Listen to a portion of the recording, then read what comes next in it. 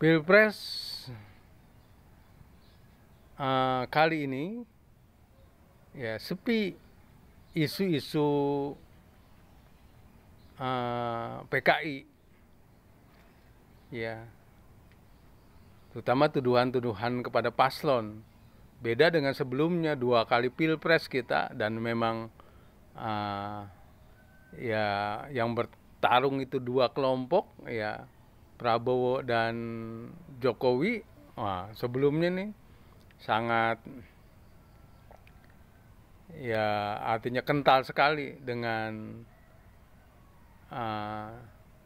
ya tuduhan PKI terhadap Bapak Jokowi, dan itu adalah stigma. Itu mainan Orde Baru yang waktu itu digunakan oleh paslon Prabowo, ya. Ya, kita tahu Prabowo ini ya kategorinya lingkaran Orde Baru, sehingga pola-pola Orde Baru pun digunakan, terutama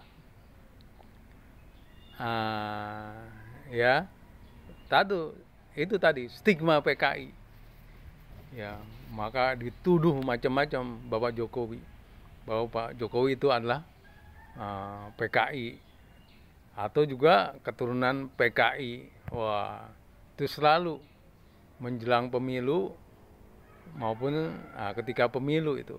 Tapi pemilu kali ini suara-suara stigma PKI terhadap calon ini ya tidak kita dengar. Ya, sekarang sudah menghasilkan 3 paslon, ya, Anies Baswedan, Caimin, kemudian Prabowo, Gibran, dan Ganjar, ya, dengan Mahfud MD. Ya, tentu susah ini mereka mengangkat isu PKI. Misalnya ditujukan ke paslon pertama, ya tidak mungkin. Ya, Anies mewakili ya Islam radikal lah. Kemudian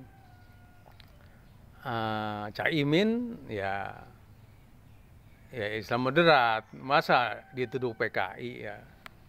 Stigma PKI nggak bisa masuk ke sini. Gorengan PKI nggak bisa masuk ke sini.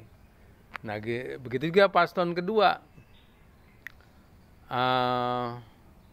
Prabowo dengan Gibran. Ya, dulu yang goreng PKI ya Pak Prabowo, ya. Karena memang Orde Baru.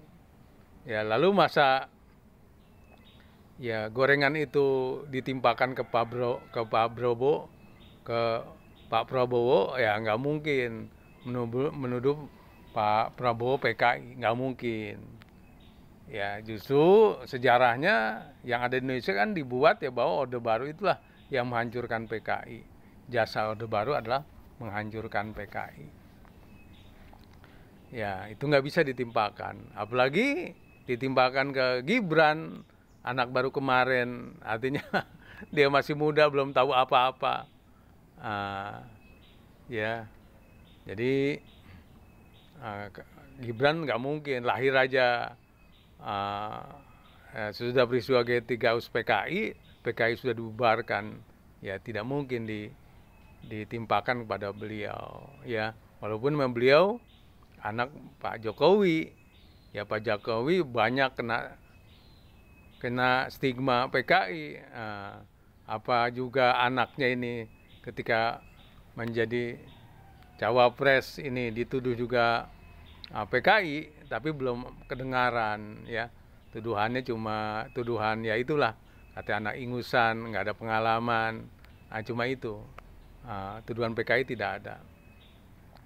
Nah, kemudian bagaimana kepapahan Ganjar Pak Mahfud? Nah, ini juga nggak kita dengar. Ya, karena Pak Ganjar jelas sekali ayahnya itu seorang polisi. Ya, ayahnya seorang polisi. Pak Mahfud, wah, Islamnya kental sekali dari muda sampai jadi pejabat, duduk di berbagai lembaga. Dia menunjukkan seorang intelektual Islam yang dimiliki Indonesia. Jadi juga tidak bisa. Jadi walhasil stigma PKI ini sekarang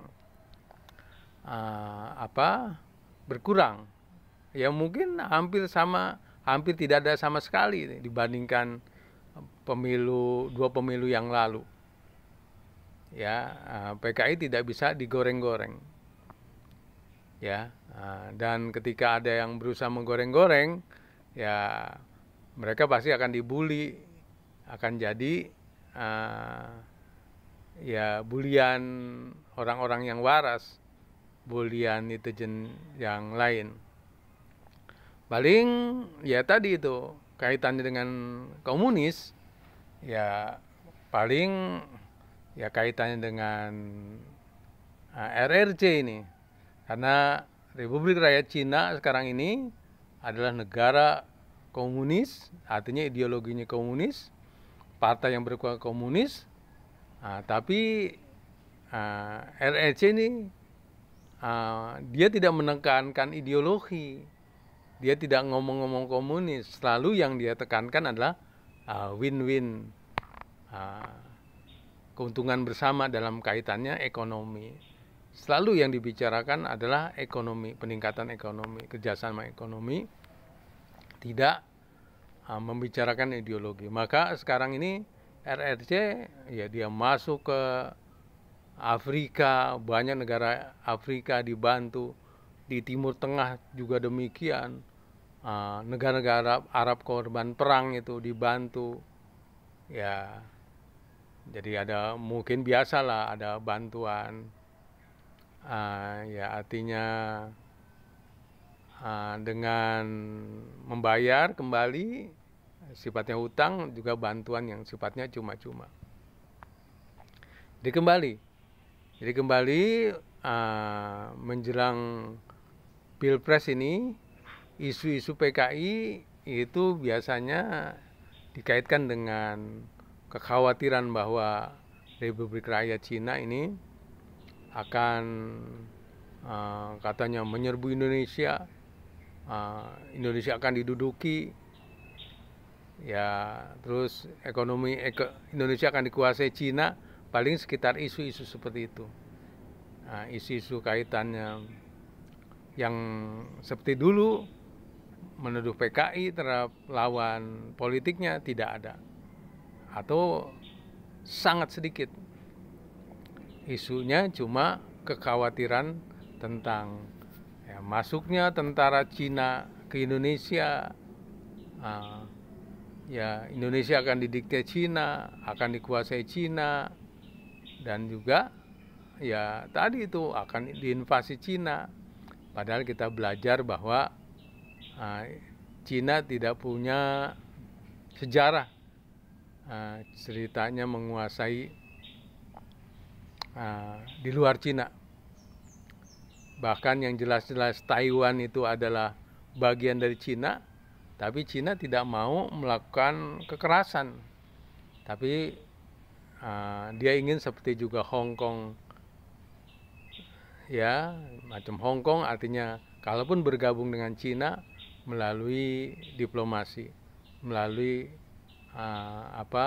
dialog-dialog, ya. Dan harapan juga kepada Taiwan itu seperti itu nantinya. Sampai sekarang ya tidak ada tanda-tanda Cina akan merebut Taiwan. Padahal ya ya kasusnya bisa sama seperti Rusia, itu bisa saja Cina tuh. Tapi mungkin Cina tidak ingin di Asia yang lebih kondusif ini bisa rusak karena adanya peperangan. Ingin bagaimana di Asia Timur ini damai dan juga tidak seperti di Ukraina. Salam.